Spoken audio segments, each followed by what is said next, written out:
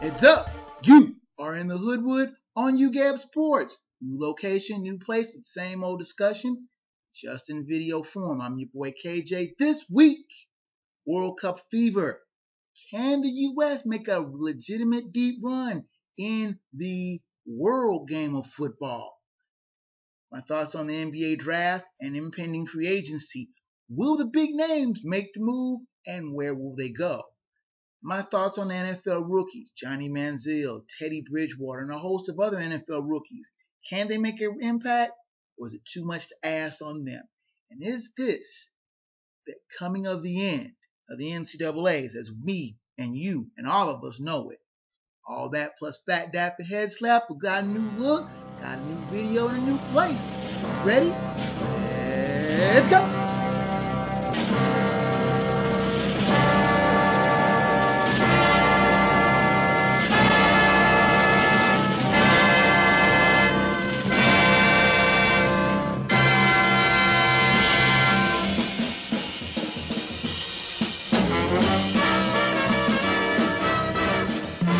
Greetings from the Hoodwood.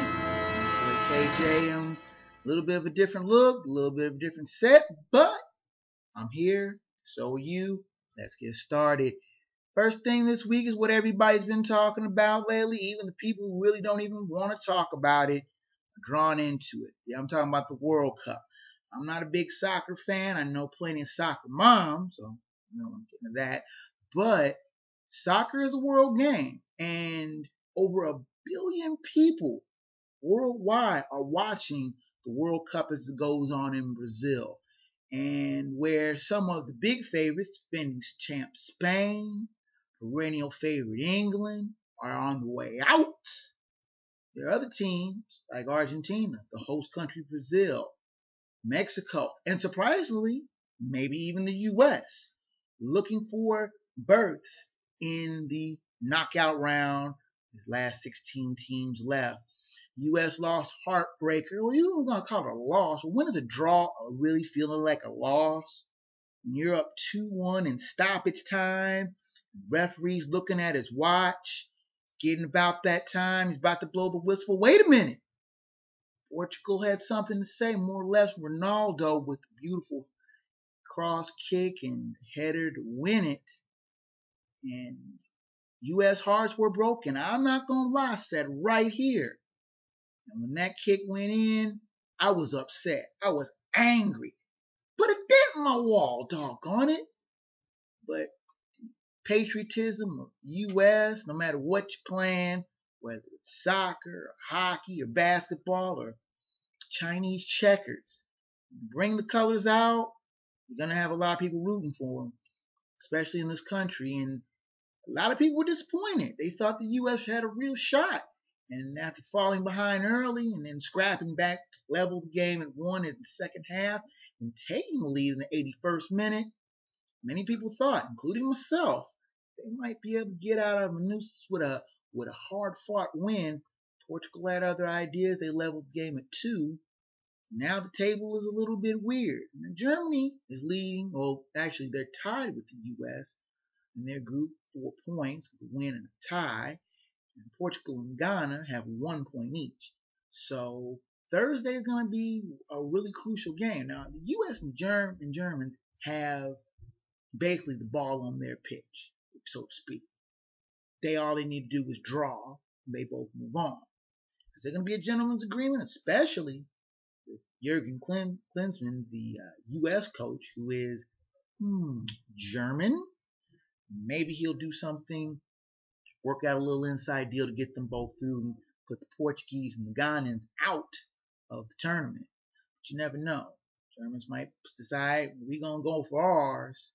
They are clearly the better team. Thomas Müller is a prime candidate for the Golden Boot as the most valuable player of the tournament. He has been finding the back of the net with alarming frequency, and he will be a handful. With the Germans and the U.S. play to a gentleman's agreement draw, which gets them both through. Who knows? We'll have to find out. The games are both being played on Thursday. Me, myself, I'm working when all those games are going on, and I kind of catch a little snippets of it here and there. But like a lot of people in this country, I have a passing interest in this game. It's fun to watch when you actually break down the game and watch it for its beauty. And it is a beautiful game to watch. Sometimes it does get tedious, especially when they're doing nothing but passing the ball around, stalling around the clock. But when both teams are going up and down the field and making charges and booming shots off the post and goalies are making great saves. I mean, Tim Howard's save in the second half where he was basically falling away and throwing his hand up to the backhand to deflect a late Portuguese shot was artistic to watch. It was very beautiful watching. You knew that a player like Ronaldo, Portuguese were never out of the game. And he made them pay with the beautiful setup to Silvestri, I believe the man's name is, for the equaling goal, which ended up being making the final. It was actually the final kick of the game. It was 2-2. The U.S. were disappointed, very disappointed. The Portuguese were just happy to get out of there with a draw because if they had lost, they'd have went home and the U.S. would have moved on. But there's still a lot of drama to be put out, and there's still lots of teams still in it. I mean, like I said, Spain's out, England's out. There are still some really good teams in it. If you saw the way Brazil just happened to just walk all over in their final match before heading on to the round of 16, you had to remember the host country is still the most dangerous team in the game. It's going to be a lot of fun to watch the World Cup. I'm enjoying it myself. The NBA season has been over about a week. San Antonio Spurs winning their 5th NBA title in the last 16 years, defeating the Miami Heat in what I consider a 5-game sweep where they took apart the Heat in each of their 4 wins, made that game 2 win by the Heat seem almost like an afterthought, like the Spurs let them win that one. But without a doubt, Spurs, who I'm not a big fan of, but you have to give them the kind of respect that is due for winning 5 NBA titles in the last 15 years. He's doing something right. Greg Popovich has never had a losing full season in his tenure as the head man of the Spurs. And you may call him grumpy, you may call him grumbly. I think he personally is a jerk. The way Buffalo reporters and gives them short one-word answers to their polite questions. But the man wins, and he coaches, and the players play hard for him, and they all buy into the concept that he sells, and they win. I mean, when was the last time you ever remember the Spurs having a losing season? I'll tell you, it was before Tim Duncan got there. And Tim Duncan's been there, starting his 18th season coming up here as he signed his option for one more season on his contract. He'll be paying $10 million, which I think is maybe one of the biggest steals and bargains of the game. Tim Duncan did reach back for that fountain of youth, and he played spectacularly down the stretch, and the Spurs rode him to another NBA title, and he's going to be playing one more year. And many people think it may be his final year before he hangs it up and begins to count down heading to Springfield in the Basketball Hall of Fame. Spurs winning the NBA title. They'll be picking last in the NBA draft, which will be Thursday. Many people wonder who will be the number 1 pick this year. Many people were thinking it was going to be Joel Embiid, the big man out of Kansas by way of Cameroon, but he has medical problems. A stress fracture in his foot, which will sideline him for at the very least 6 months. That's going to run a big red flag to a bunch of teams who are looking for a big man of Embiid's skill and size and stature. And he's very raw, but he has so much potential. But there's that flip side. Many people are worried. You have a big man with an injury. Many people harken back to Craig Oden, Sam Bowie, big men who had plenty of upside, but had medical charts longer than Tobacco Road. So many people worry and wonder if you draft Embiid, they get rolling the dice on having this guy play at all his rookie season, or if he's going to be even a shell of his former self. I think Embiid is worth the gamble, but I don't think the Cleveland Cavaliers, who are picking number 1, are going to come close to taking him. When he got hurt, they were like, bye-bye. They have no reason to take him. I'm thinking that the number 1 pick is probably going to be Andrew Wiggins, Embiid's teammate at Kansas. I think that Wiggins is the best player in the country. I also like Marcus Smart, but I think that he has a few too many temperamental issues and he might go further down. I think Wiggins is going to be the number one pick. A sleeper I want you to watch out for is somebody from my alma mater, Sean Kilpatrick. All-American this past year, scored over 2,000 points for the University of Cincinnati. And a lot of teams, he's been working out with a lot of people, a lot of teams who like his shooting style and think he might be just that type of plug-in player, not necessarily a high number one draft pick, but somebody that you can take in the second round that can make an impact. You see, he might get drafted on Thursday. Also, with the season coming to an end last Sunday, began the start of free agency. And you just know next year is supposed to be the big year where a lot of players are going to be going out of free agency. But there are a lot of teams who are trying to maneuver around so they don't have to worry about losing players to free agency. Minnesota Timberwolves are reportedly openly shopping Kevin Love. Teams like the Bulls, the Warriors, the Lakers, the Suns, lots of teams interested in Kevin Love.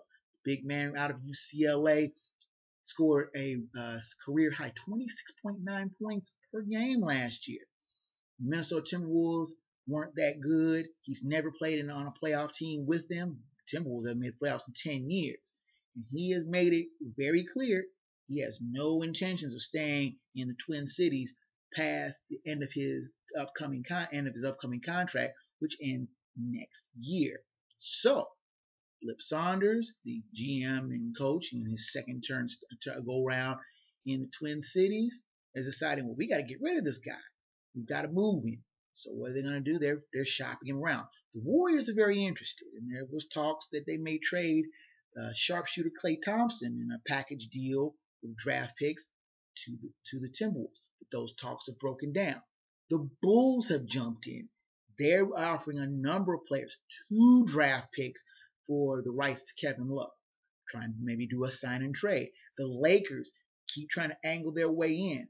They're interested in Kevin Love. They're using the angle of he played in LA. He might want to come back to LA as well. The Lakers are a mess. Everybody knows that. Where's Kevin Love going to go? Only time will tell. I think there'll be a deal done before Adam Silver announces the first name in the NBA draft on Thursday. Another player who's maybe on the move is Carmelo Anthony. He opted out of his final year of his contract with the Knicks. Phil Jackson just did not seem to have the kind of pull that many people thought he was going to have to keep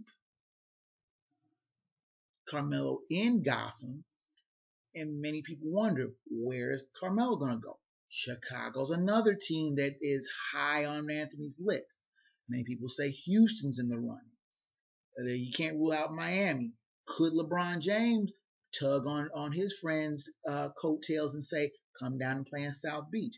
Because you know with Dwayne Wade on the backside of a great career, he may be also ready to step into that breach that Wade has left out.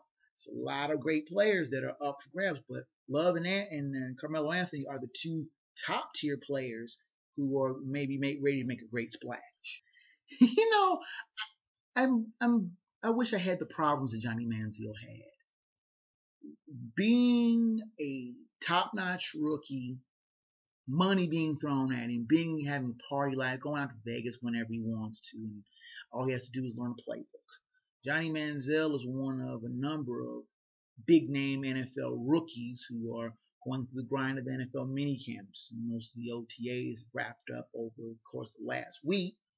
Johnny Manziel may be the number one starter, maybe the number one guy for the Browns, though his new coach has quietly put the kibosh on it, saying that it's still an open job, and Brian Hoyer, who was the starter last year before he got hurt, is supposed to be the number one. But many people wonder, how long is it going to be before the dog pound starts barking, where's John? Where's John? We want John. And many people wonder, will Johnny Manziel be ready to step into the breach? I don't think he's that ready. I think he is too raw, too quick to throw the ball, too quick to try to make crazy things happen. I think he needs seasoning. I think he needs to sit and learn.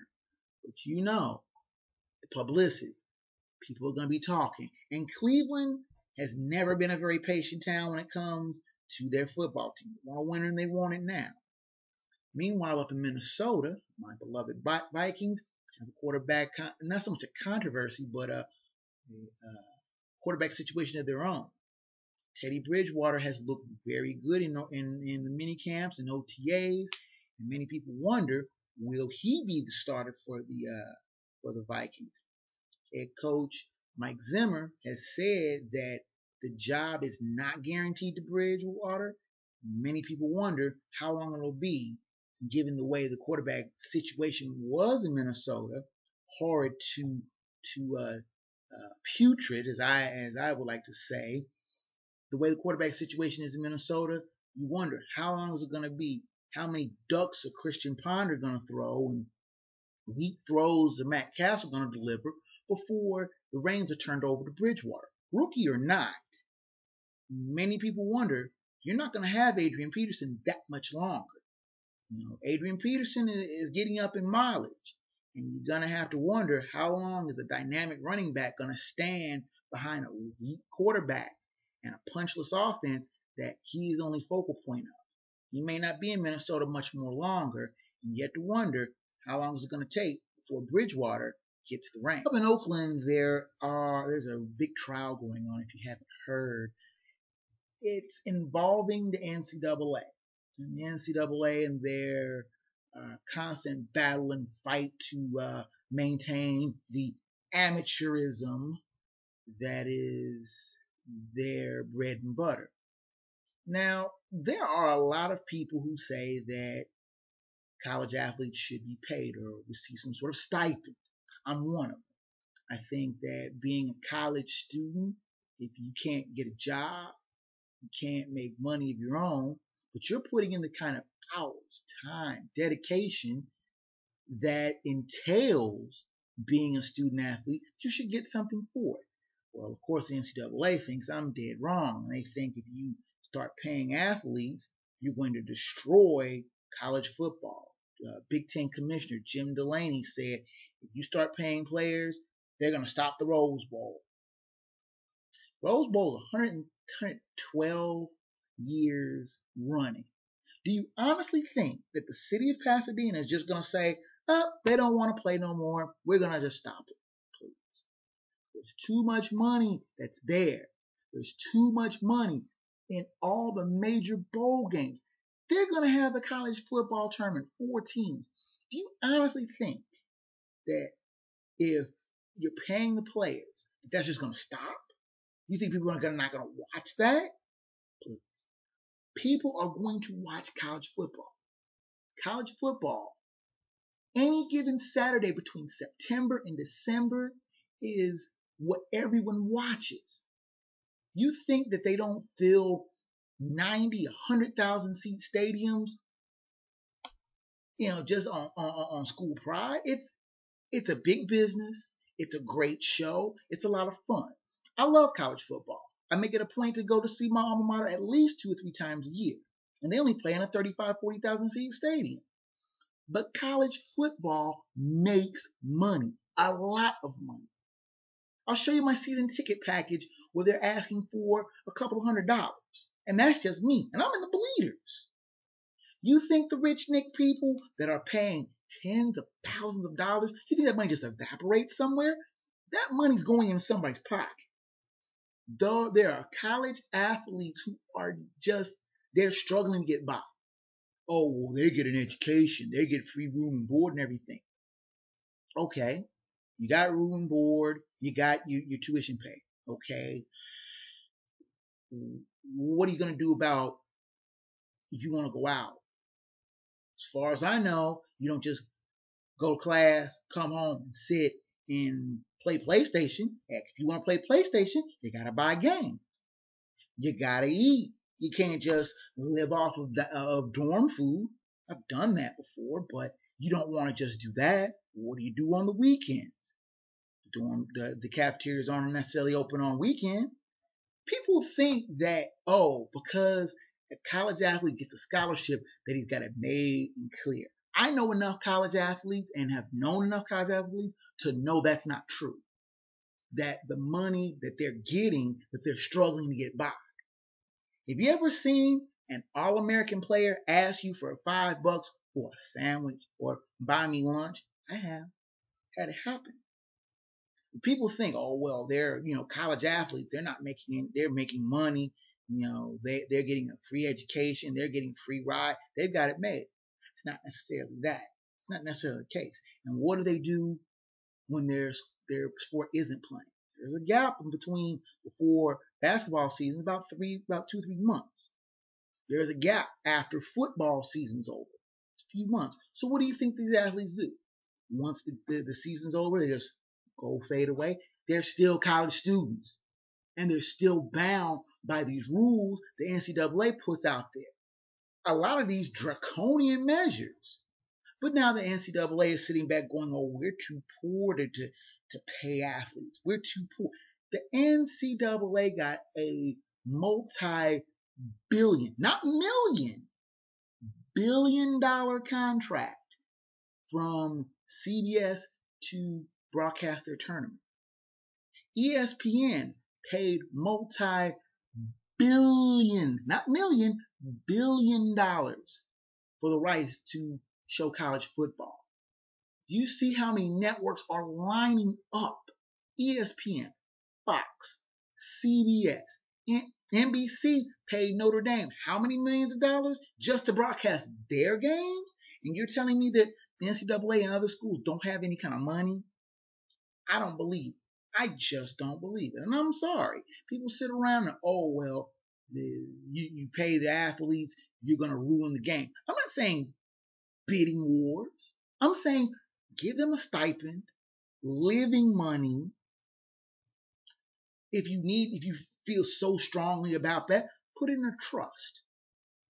And guarantee if you're there 4 years, or if you transfer here and you graduate, that money goes into a trust and it goes to you. What's wrong with that? I want somebody to give me a good, clear, concrete argument against it. Now we'll move on to the Fat Dap and Head Slap of the week. Fat Dap, of course, going to the ladies. I will give Fat Dap to Michelle Wee. Finally broke through as the wonder kind many people think she was supposed to be. But she finally broke through and won her first major by 2 strokes. And she had to earn it because she beat the world's #1 player, Stacey Lewis, by 2 strokes. And Lewis came down on her hard with a number of birdies down the stretch. She shot a 60. Lewis shot a 66. We shot a 70, which was just par, just enough to hang on to win the U.S. Women's Open in Pinehurst by 2 strokes. Many people was wondering how long it was going to take before Michelle Wee finally won her first major. And also a dap goes to 11-year-old Lucy Lee, who did make the cut at the U.S. Women's Open, but she shot a 78 both days. 8 over par, but still a 78. She's 11.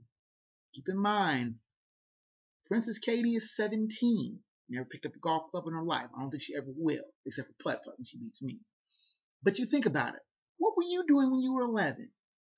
This kid is playing in a major golf tournament.